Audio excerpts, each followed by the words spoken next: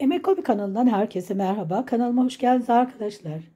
Bugün Heyde yapımının son bölümündeyiz. Yani finaldeyiz.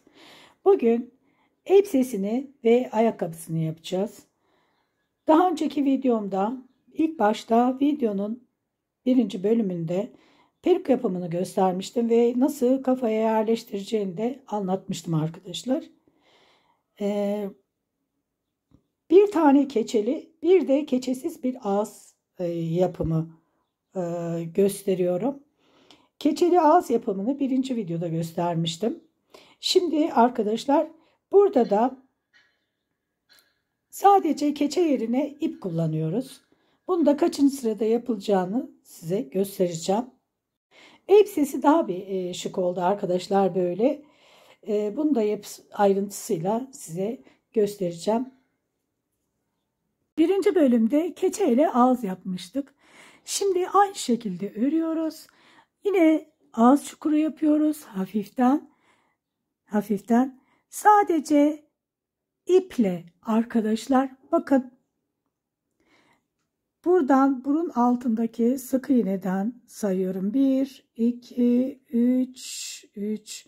Şu dördüncünün bakın dördüncünün hemen altından bakın altından buradan ve buradan iple ağız yapıyoruz. İsterseniz bu şekilde de yapabilirsiniz. Keçeyle yapmak istemezseniz arkadaşlar. Ben bunu da bu şekilde yapmak istedim. Birinci bölümde keçeyle yapılışı var. Bu da bu kadar arkadaşlar. Geri tarafı komple aynı. Şimdi boyun takacağız. Bakın burada boyun çukuru oluşturmuştuk. Şimdi bunu buraya yerleştireceğim arkadaşlar. Ama öncelikle iğneye bakın. İğneyle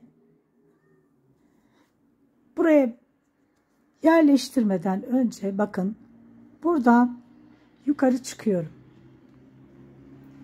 Daha önce burada bir ipimiz vardı. O ipin olduğu yerden çıkıyorum.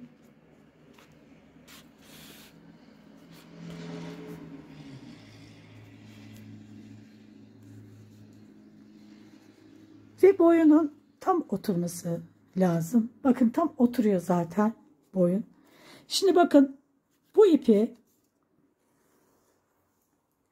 buradaki ipi tepedeki iple ikisini birleştiriyorum. İki ipi birleştiriyorum. İğneye takacağım bunu.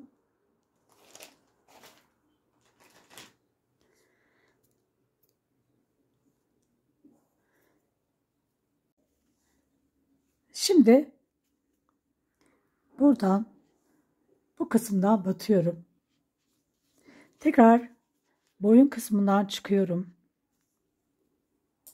Boyun çukurundan.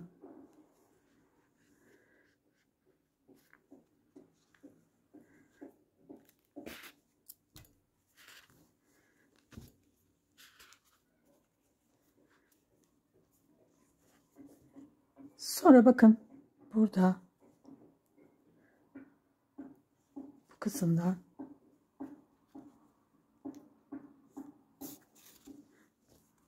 tekrar yukarı çıkıyorum.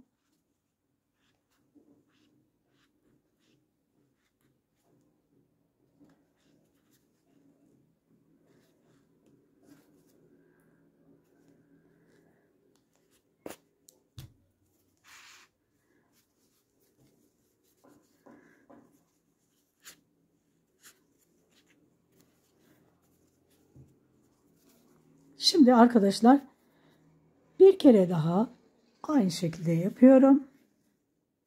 Tekrar boyun çukurundan çıkıyorum.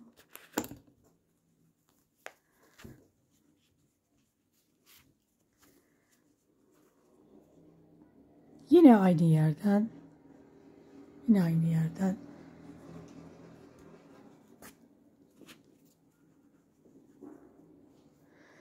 Şimdi tekrar boyun çukurundan çıkıyorum.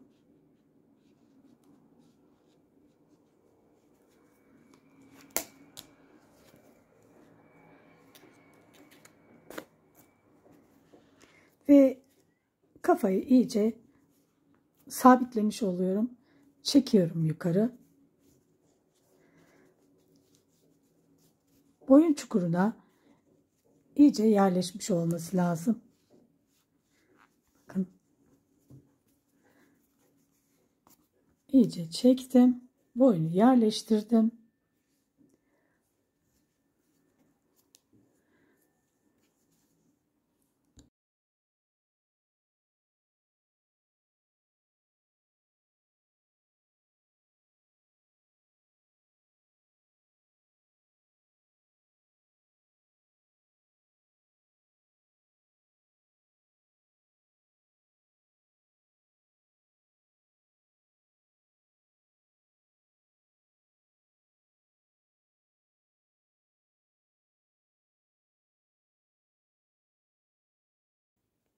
Kırk bir zincir çekiyoruz.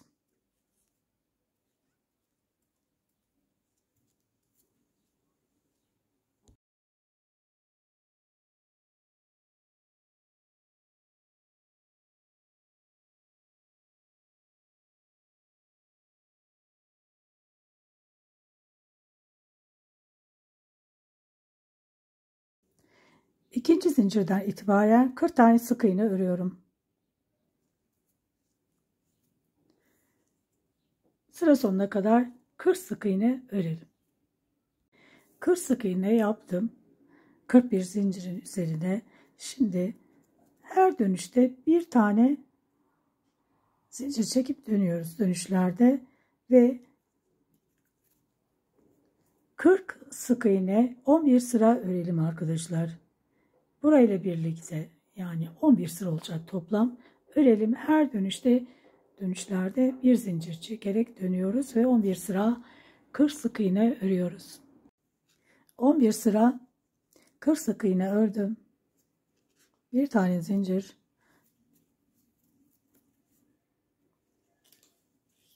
Şimdi 20 tane sık iğne örüyorum.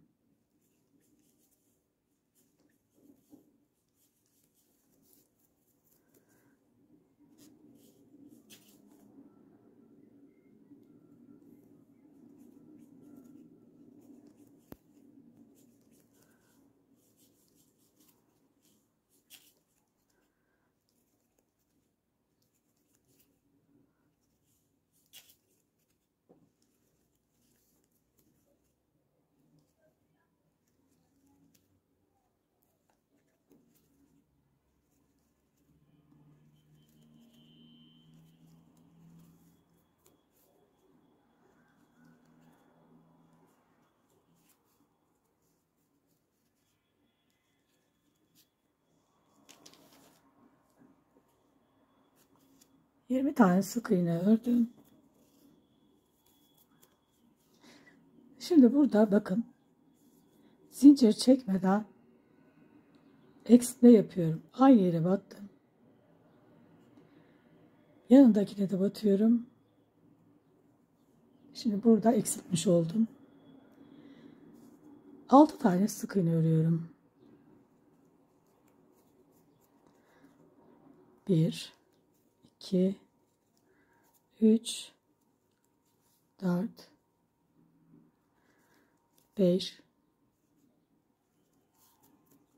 6 bir tane zincir çekiyorum.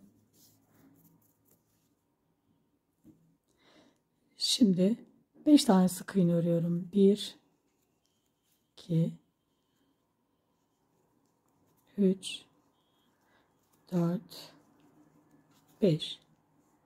Şimdi 5 tane sık iğneden sonra eksiltiyorum.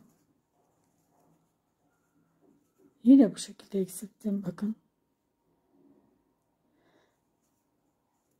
Bir tane zincir.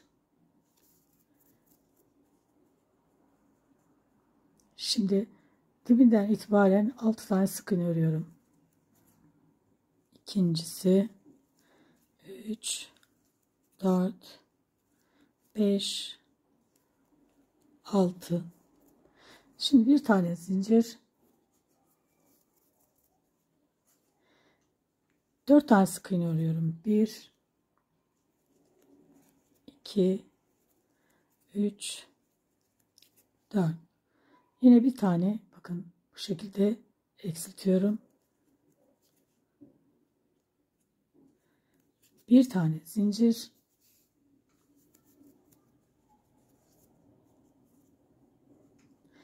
5 tane sık iğne örüyorum. 1 2 3 4 5.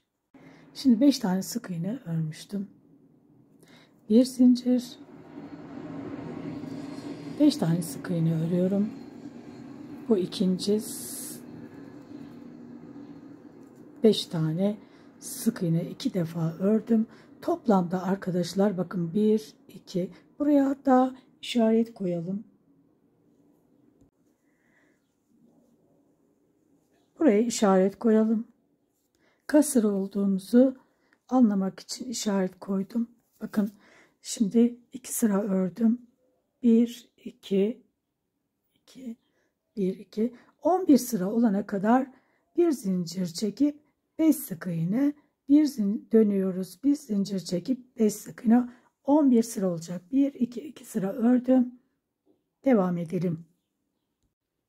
Şimdi arkadaşlar bakın, işaretimi koyduğum yerden itibaren sayıyorum. Buraya işaretimi koymuştum. 1, işaret koyduğum yeri sayıyorum. 1 2 3 4 5 6 7 8 9 10 11. Şimdi ipin yönü biterken sol tarafta olacak arkadaşlar. 11 sık iğne ördüm. Şimdi bakın bu şekilde dönüyorum. Koltuk altından sayıyorum. Bakın burası şöyle arkadaşlar. Burası ön. Şurası koltuk altı olacak. Koltuk altından ilk sık iğneden sayıyorum. 1 2 3 4. Bakın buraya batıyorum. Battıktan sonra tekrar karşı tarafa, yani buraya batıyorum arkadaşlar, bakın. Buraya yine aynı yere, bakın. Aynı yere battım. Bu onun karşılığı oluyor. Şimdi bunu ikisini birleştiriyorum. Bu bir tanesini ördüm. İkincisi, üçüncüsü, dördüncüsü ve beşincisi. Bakın beşincisine tam denk geldi. Yani 5 buradaydı. Karşılığı 5 tane sık iğneyle de karşılıklı birleştirdim. Şimdi 3 tane sık iğne örüyorum. Bakın 1 2, yani devam ediyorum buradan. 2 3. Şimdi dördüncüye çift batıyorum dönmek için. Bakın aşağıya ineceğim çünkü. 2 tane aynı yere sık iğne yaptım. 3 sık iğne ördüm. Sonra dördüncüye çift battım. Şimdi aşağıya iniyorum. 1 2 3 4 5 6 7 8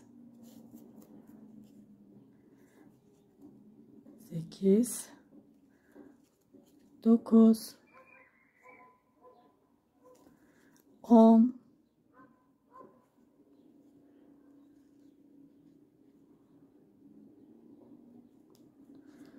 11. Bir tane zincir. Şimdi arkadaşlar bakın. Burada köşeden arttırma yaptım. Sonra her sıraya batıyorum. Her deliğe batarak indim. 11 tane sık iğne ördüm. Diğer kolu yapacağız. Buradaki dikiş yönü bakın. Burası düz. Burası ters. Ters yönü bize bakacak şekilde tutalım. Ve şu köşeden 13 tane sık iğne sayalım.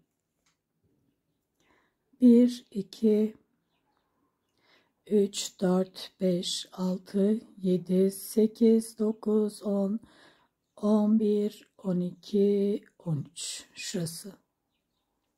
Şimdi buradan itibaren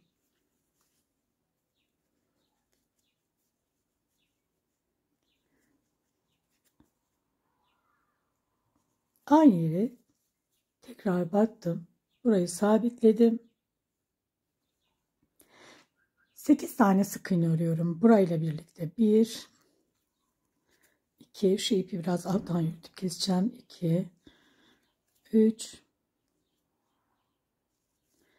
4, 5, 6, 7, 8. 8 tane sık iğne ördüm. Dönüyorum. Dibinden itibaren bakın. 1, yanındakine de batıyorum. İkisini birlikte çekiyorum. Eksiltmiş oldum. 6 tane sık iğne örüyorum. 1, 2, 3, 4, 5, 6. Bir zincir. Tekrar dibine batıyorum. Bakın 1, 2, 3, 4, 5, 5. Şimdi bir tane eksiltiyorum. Bir zincir.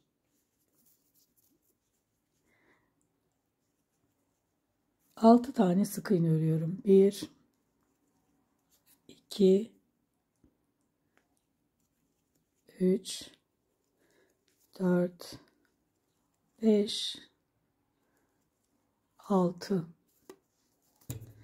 Şimdi bir zincir dönüyorum. 4 tane sık iğne örüyorum. 1, 2, 3, 4. Bir tane eksiltiyorum yine aynı şekilde.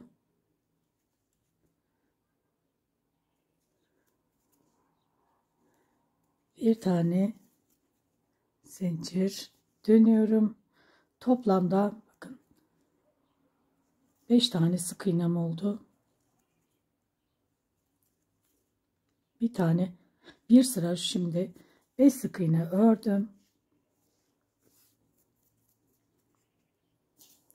Buraya da işaretimizi koyalım.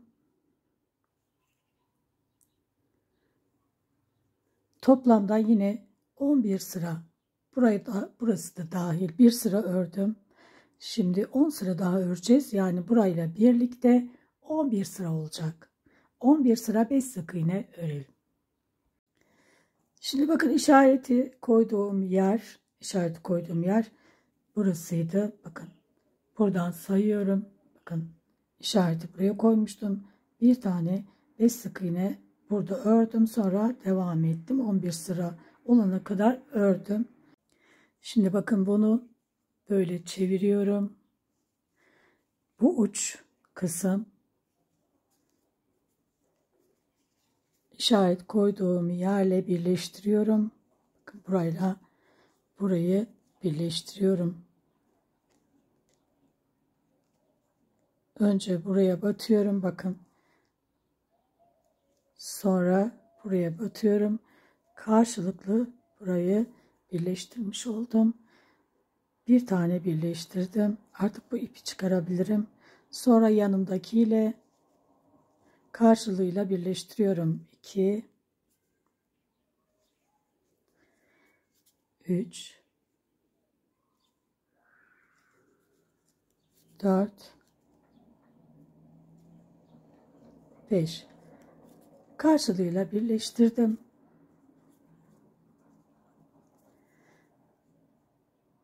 Bakın ters tarafları içeride kaldı. Her ikisinde. Nasıl tuttuğuma burada dikkatle bakın arkadaşlar. Şimdi buradan devam ediyorum. 3 tane sık iğne. Bakın. Örgünün Ters tarafı arkada kaldı. 3 sık iğne örüyorum. İkincisini ördüm. Üçüncüsü, dördüncüsünü yine çift batıyorum. Aşağı ineceğim. Şurada yaptığım gibi. Şimdi her sıraya batıyorum. 1, 2, 3, 4, 5, 6, 7, 8, 9, 10. Bir de burada zincirin, bakın zincirin üstüne batıyorum. 11. Her iki tarafta 11'di. Sayalım. 1, 2, 3, 4, 5, 6, 7, 8, 9, 10, 11. Bir de bu arttırma yeri 12. Bizde bu arttırma yeri ile birlikte 12 oluyor bizim de arkadaşlar. Her iki tarafta eşitlenmiş oldu. Şimdi artık buradan ipimizi koparabiliriz.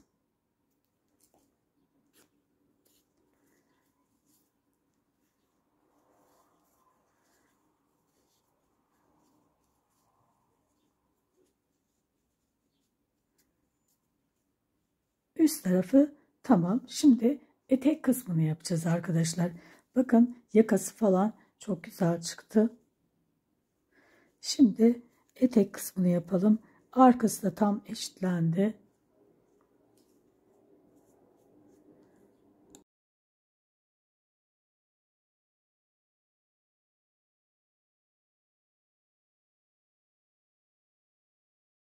Şimdi pembe ipe geçiyoruz. Ve bu köşeden başlıyorum. İp takıyorum.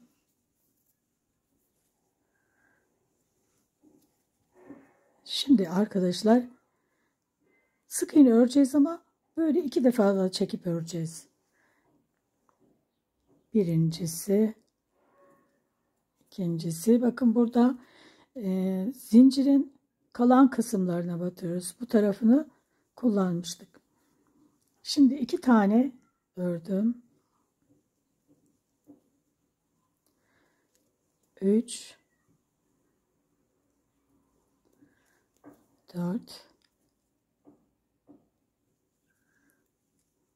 5,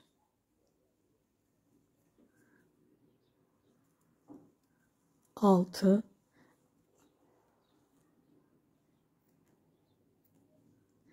6 tane sık iğne yaptım ama buna yalancı sık iğne diyorlar arkadaşlar. 2 defa da çekiyorum. Şimdi 6 tane sık iğne ördüm. Bakın yine bakın battığımız yerler görünüyor zaten. 6 sık iğne bir arttırma yapıyorum.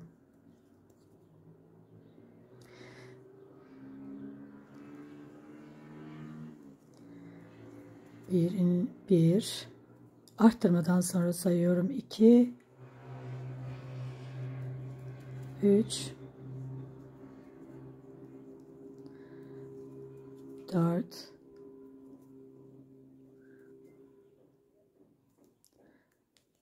5, 6, bir tane arttırıyorum.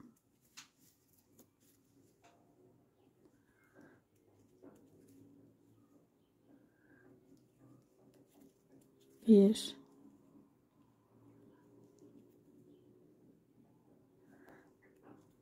2, 3, 4,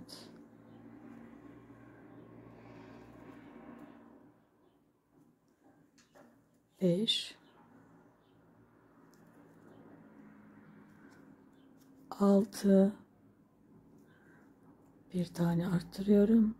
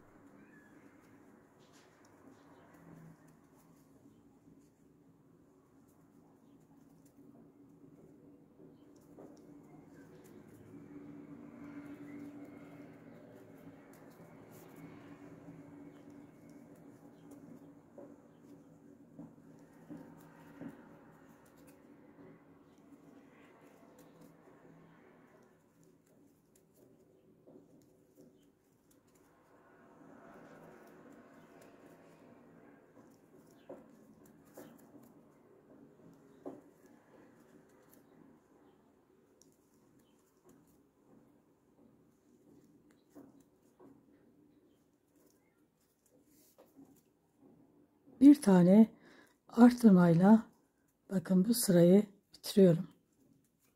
Bir tane arttırdım.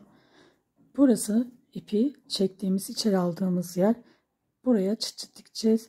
Şimdi bir zincir, toplamda 48 sık iğnem oldu. 48 sık iğne örelim. Yine aynı şekilde. Şimdi 48 sık iğne ördüm. Bir sıra, bir zincir, dibine batıyorum. 7 sık iğne, bir arttırma. Yine sık iğnelerimi bakın 2 defa da çekiyorum. 1, 2, 3, 4, 5, 6, 7, bir tane arttırıyorum. Yine sıra sonuna kadar 7 sık iğne, bir arttırma yapalım. 7 sık iğne, bir arttırma yaptım. Son arttırmamı yapacağım. 1, 2, 3, 4, 5, 6, 7, arttırmamı yapıyorum. Bakın 6 kere 7 sık iğne, bir arttırma. Şimdi buradan artık uçları birleştirelim. Burada da sık iğne ile bağlanıyorum. Yine bakın bu şekilde bağlanıyorum.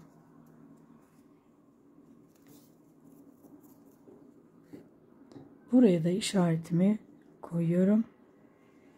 Spiral ölçeceğiz arkadaşlar. Şimdi bakın bir tane battım. Toplamda arkadaşlar 7 sık iğne, bir arttırmadan sonra toplam 54 tane sık iğnem oldu. Bir sıra 54 sık iğne örelim. 54 sık iğne, bir sıra ördüm. Şimdi 8 sık iğne,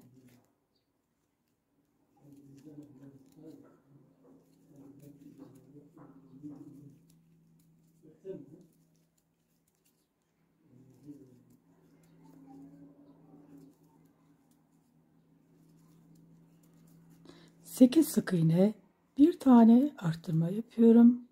Yine 6 kez, sıra sonuna kadar 8 sık iğne, bir arttırma. 8 sık iğne ördüm. Sıra sonuna geldim. Bir tane arttırmayla bitiriyorum. Toplamda 60 tane sık iğnem oldu. Bir sıra 60 sık iğne örelim.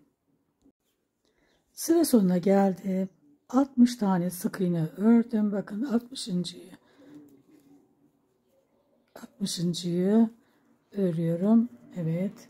Şimdi 9 sık iğne, bir artırma.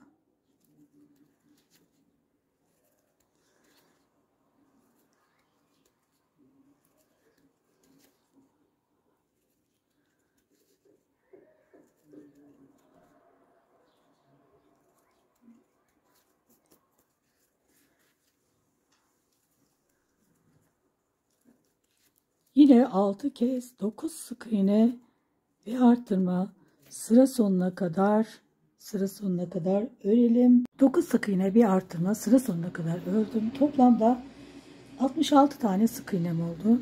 Bir sıra 66 sık iğne örüyoruz. Bir sıra 66 sık iğne ördükten sonra şimdi burada farklı bir şekilde eksiltme yapacağım. 10 sık iğne, 1, 2, 3, 4, 5, 6, 7, 8, 9, 10. 10 sık iğneden sonra aynı yere 3 kez batarak artırıyorum. Birincisi, ikincisi ve 3. Aynı yere 3 kez battım. Şimdi tekrar 10 sık iğne. 1, 2, 3, 4, 5, 6, 7, 8, 9, 10. 1, 2, 3, 4, 10 tane evet ördüm. Şimdi aynı yere yine 3 kez batıyorum. Bakın arttırıyorum. Birincisi 2 defa battım. Bir kez daha batıyorum. Bakın 10 kez arkadaşlar, pardon 6 kez böyle yapıyoruz. Yani 10 sıra 10 sık iğne, aynı yere 3 kez. 10 sık iğne, aynı yere 3 kez. Sıra sonuna kadar 6 kez bu şekilde örelim. Sıra sonundayım. 10 sık iğne, aynı yere 3 kez batarak arttırdım ve 10 sık iğne ördüm. Sıra sonuna geldim. Aynı yere bakın. 10 sık iğne ördükten sonra aynı yere 3 kez batarak arttırıyorum. İşaretimi koyuyorum ve toplamda 78 tane sık iğnem oldu. Bir sıra 78 sık iğne, bir sıra 78 sık iğne örelim. Şimdi 78 sık iğne bir sıra ördüm. Bakın 78 ile bitirdim bu sırayı. Şimdi 11 sık iğne, 2 tane ördüm. 3, 4, 5, 6, 7, 8, 9, 10, 11 tane ördüm.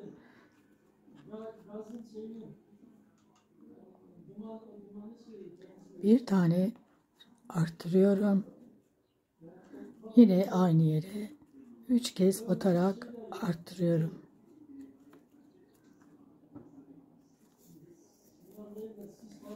Şimdi 12 tane sık iğne örüyorum. 1, 2, 3, 4, 5, 6, 7, 8, 9, 10, 11, 12 tane ördüm. Aynı yere yine bakın 3 kez batarak arttırıyorum.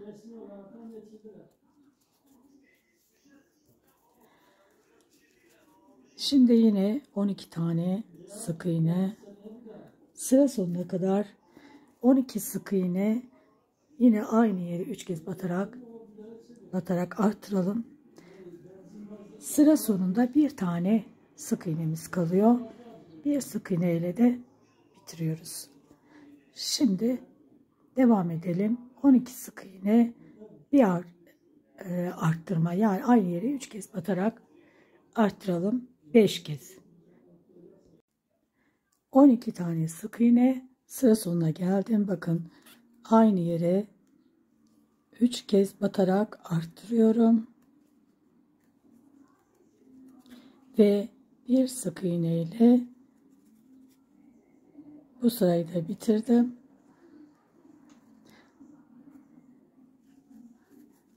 Toplamda 90 tane sık iğnem oldu arkadaşlar. 90 sık iğne bir sıra örelim. 90 sık iğne bir sıra ördüm.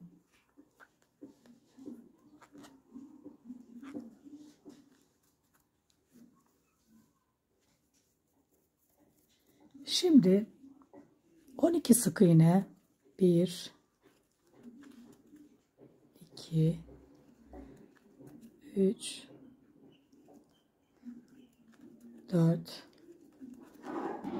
5 6 7 8 9 10 11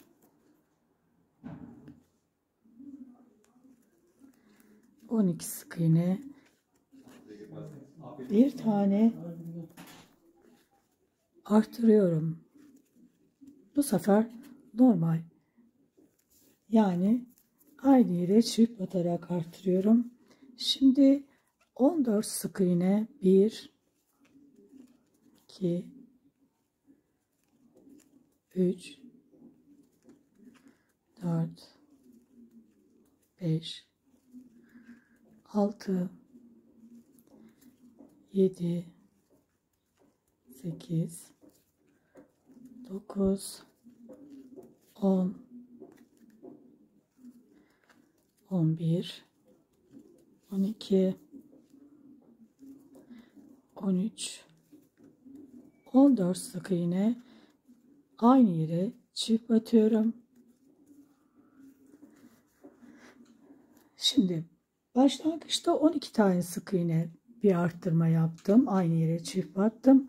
Şimdi 14 sık iğne bir arttırma, bir tane yaptım. İkincisini yapacağım. 3 4 ve 5. Sonra 2 sık iğne ile bitireceğim. Şimdi arkadaşlar bakın, önce 12 sık iğne bir arttırma yapmıştık. Şimdi 14 sık iğne bir arttırma, birincisi, ikincisi, üçüncüsü, dördüncüsü ve beşincisini de yapıyorum. 14 sık iğne bir arttırma. Şimdi 2 sık iğne ile bu sırayı da bitiriyorum.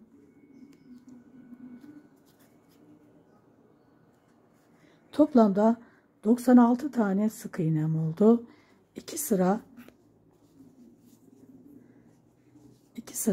96 sık iğne örelim, sonra görüşelim. 2 sıra 96 sık iğne ördüm. 2 sıra. Şimdi son arttırmalarımı yapıyorum. 13 sık iğne bir arttırma.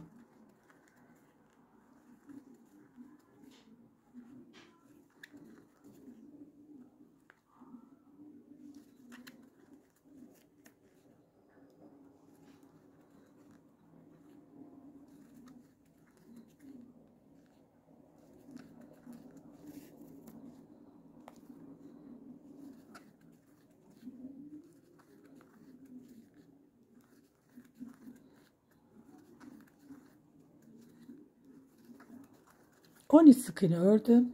Şimdi bakın, bir tane arttırıyorum. Aynı yere çift batarak arttırıyorum. Bu sıra son arttırmamız arkadaşlar.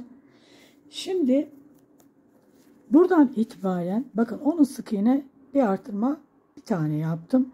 Şimdi 5 kez 15 sık iğne bir arttırma yapacağım. Şimdi bir tane ördüm. Bakın, arttırmadan sonra bir tane ördüm. 13 sık iğne bir arttırma, bir kez. Şimdi 15 sık iğne bir arttırma, sıra sonuna kadar 5 kez 15 sık iğne bir arttırma yapalım. Biz 2 sık iğne ile bu sırayı bitireceğiz. Buraya kadar örelim, sonra görüşelim. Şimdi toplamda 102 tane sık iğnem oldu. 102 sık iğne 5 sıra örelim, sonra görüşelim. 5 sıra 102 sık iğne ördüm. Ben sıkı örüyorum. Eğer sıkı örmüyorsanız 5 sıra değil de daha az da örebilirsiniz. Bebeğe giydirip boyunu kendiniz ayarlayın. Diz kapağım altında olacak boyu. Şimdi sıra sonuna geldim. Bakın burada ilmek kaydırıyorum. 2 tane zincir çekiyorum ve arka lobdan her sıraya çift batarak devam ediyorum.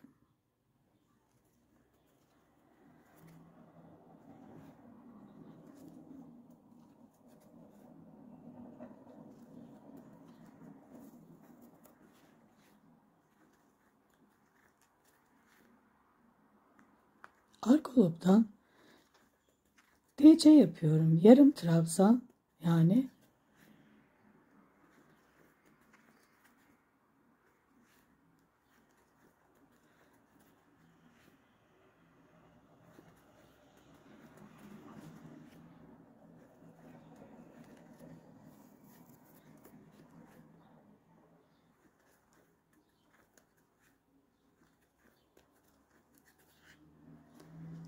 Sıra sonuna kadar bu şekilde her sıraya çift batarak DC yaparak devam edelim.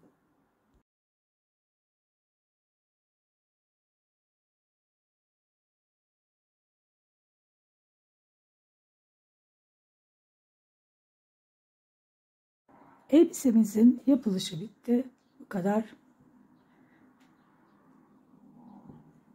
Şimdi ayakkabılarını örüyoruz. 10 zincir çekelim.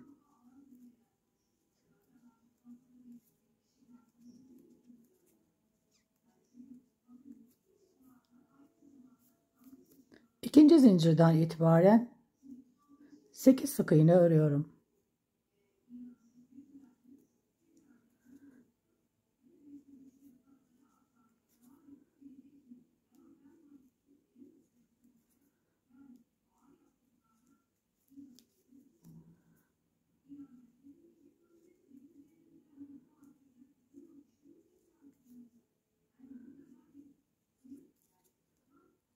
Son zincire 3 kez batıyorum.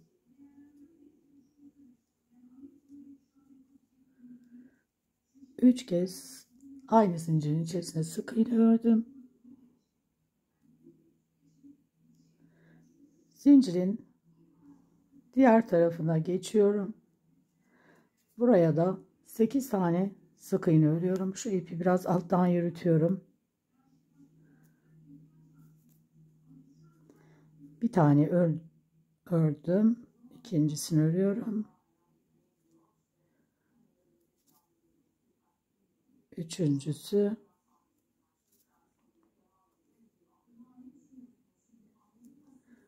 Dördüncüsü. 5. 6. 7. 8. Şimdi zincirin buradaki kalan diğer tarafına batıyorum. Buraya da 3 kez aynı yere sık iğne yapıyorum. İşaretimi buraya koyuyorum. Şimdi bir tane arttırıyorum.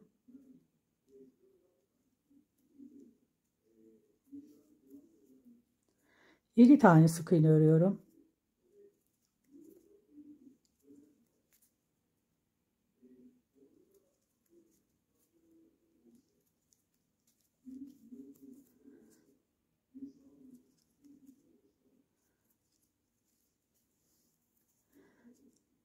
Şimdi 4 tane yan yana, yani peş peşe arttırıyorum. Birincisi, ikinci arttırmam, üçüncü arttırmam, dördüncü arttırmam 7 tane sık iğne örüyorum.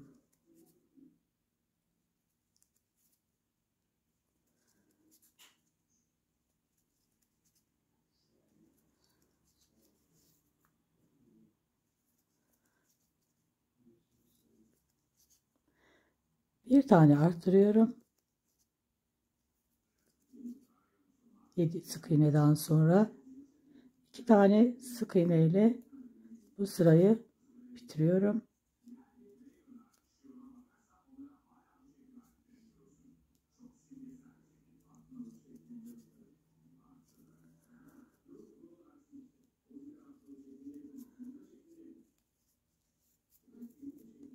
Şimdi bir tane sık iğne, bir tane artırma,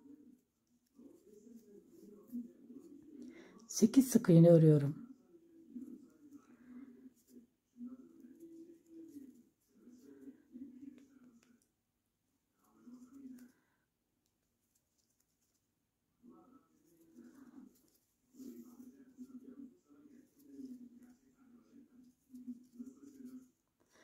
Şimdi bir tane artırıyorum.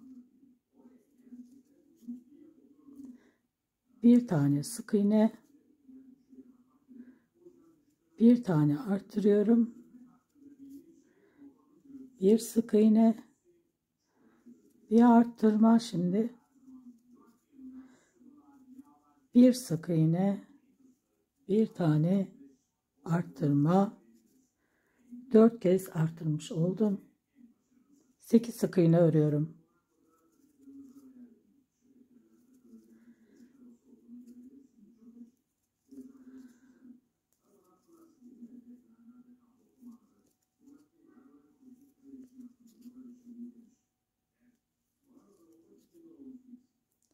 Sekiz sık iğne ördüm. Bir tane artırıyorum. 2 tane sık iğne ile bu sırayı bitiriyorum.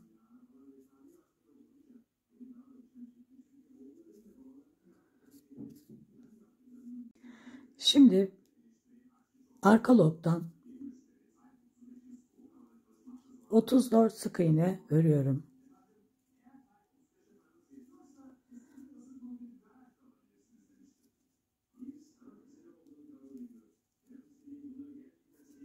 Sıra sonuna kadar örelim. Sıra sonuna geldim. Buradaki arka lobdan 34 sık iğne ördüm. Bakın, son işaretin olduğu yeri de arka lobdan alıyorum. Şimdi buradan itibaren ilk sık iğneden başlıyorum. 34 sık iğne 4 sıra örüyorum. Bu bilo ile birlikte arka lobdan aldığımızla birlikte 5 sıra olacak. Şimdi 4 sıra 34 sık iğne örelim. 5 sıra 34 sık iğne ördüm. Şimdi 9 sık iğne,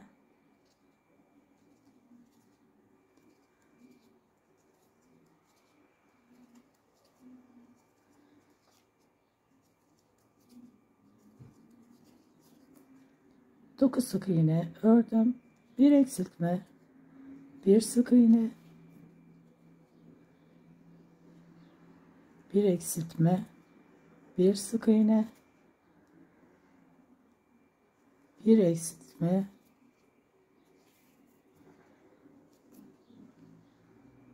bir sık iğne, bir eksiltme, bir sık iğne, bir eksiltme, bir sık iğne, toplamda 6 kez bir sık iğne, bir eksiltme yapıyorum. 1 2 3 4 5, bir tane daha eksilteceğim. Bir tane sık iğne örmüştüm. Bir tane daha eksiltiyorum. Toplamda 6 tane eksiltmiş oldum. 1 2 3 4, 5, 6, 7,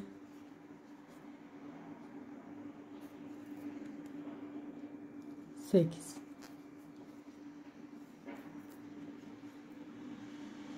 Şimdi 8 sık iğne, 1, 2, 3, 4, 5, 6, 7, 8. 8 sık iğne ördüm. Bir tane eksiltiyorum. Bir sık iğne, bir eksiltme, bir sık iğne, bir eksiltme, bir sık iğne, bir tane eksilttim.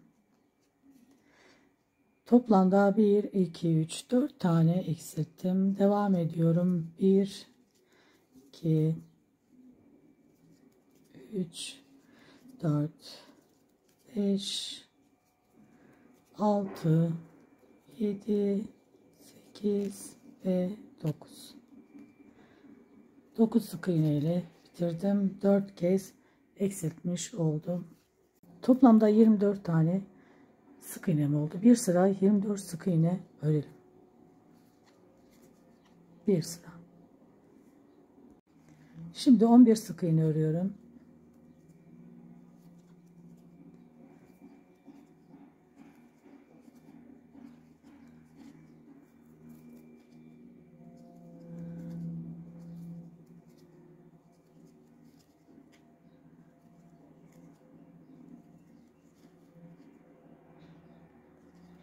Bir sık iğne ördüm. 12.'ye böyle ilmek kaydırıyorum. 2 tane zincir. Aynı yere DC yapıyorum. Şimdi yanındakine de DC yapıyorum. 2 tane zincir. Dibine batıyorum ve ilk sık iğneden devam ediyorum.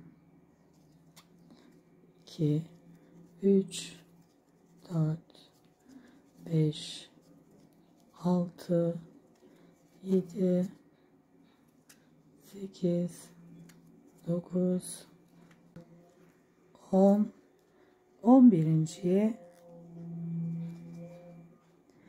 ilmek kaydırıyorum. 5 tane zincir çekiyorum. 1, 2, 3, 4, 5. Dibinden itibaren buraya batıyorum. Bir zincir. Şimdi ayak tabanını da bakın yerleştirdim. Bu ayakkabının bakın bu dil kısmını yaptık. Buradan itibaren şu ilk sık iğneden oradan geçiriyorum.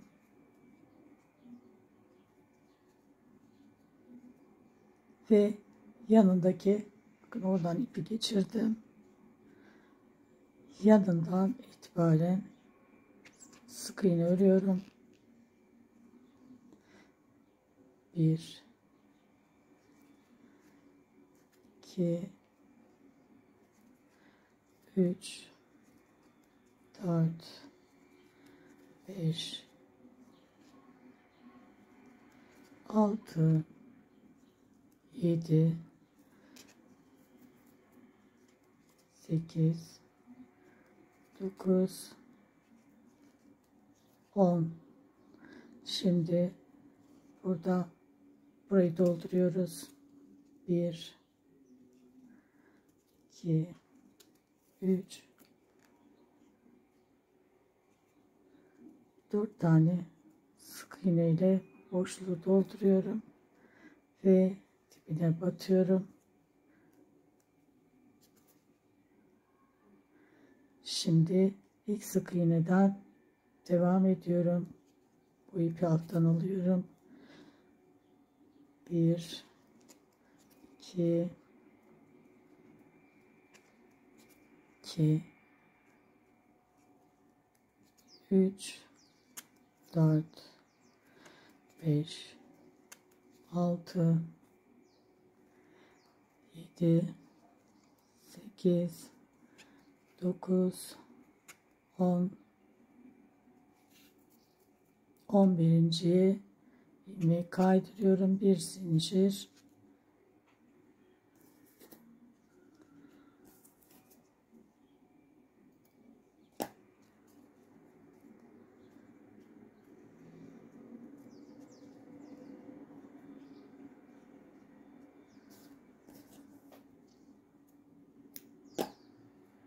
yarı yarıya sulandırdığım çiçek tutkalını ayakkabının her tarafına sürüyoruz.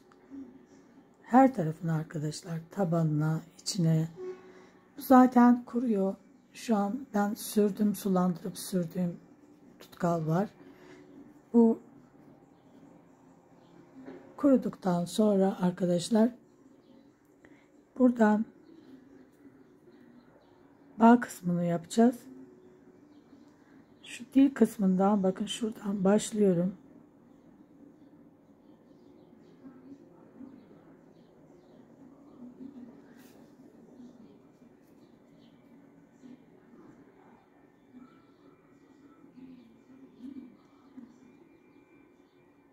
Bu şekilde ayarlıyorum.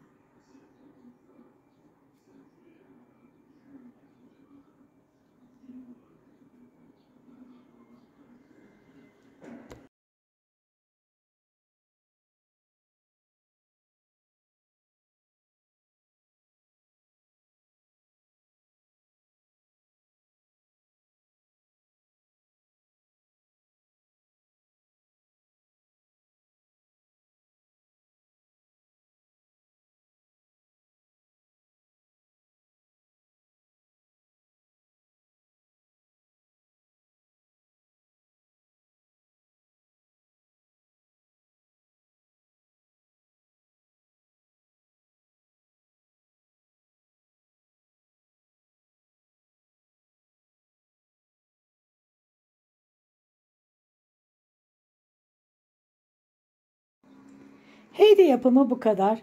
Videomu beğenerek ve yorum yaparak bana destek olursanız bundan mutluluk duyarım. Daha sonraki videolarda görüşmek üzere. Hoşça kalın. Allah'a emanet olun.